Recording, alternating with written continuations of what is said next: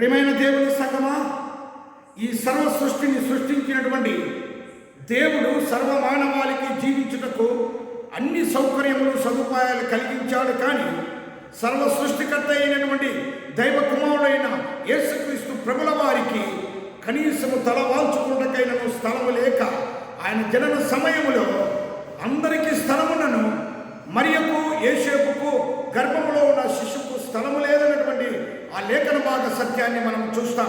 అయితే అటువంటి దేవునికి ఒక పశువుల పాకలో, ఆ పశువుల తొట్టిలో ఆ పవలించుట కోసం ఆ స్థలము ఇచ్చిన సమయంలో ఇదిగో దుర్గంధ వాసనలు తొట్టి, మురికి వాసనలు తొట్టి ఎవరు ప్రవేశింపలేని ఆ పశువుల పాక ఒక పరిశుద్ధ స్థలముగా మారిపోయినది.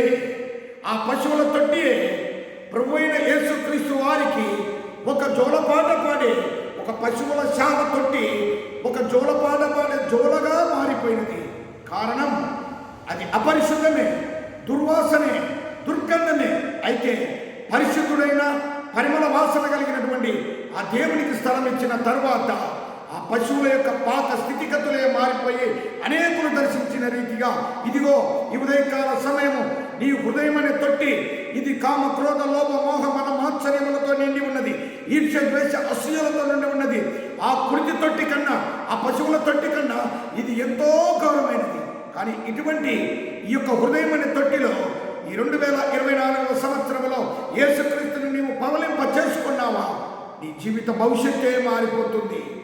అది ఒక పరిమళ వాసనగా నీ హృదయము మారిపోతుంది.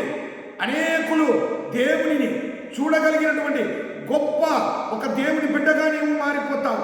దేవుని ప్రసన్నత వెలుగు నీలో వెలుగుతుంది.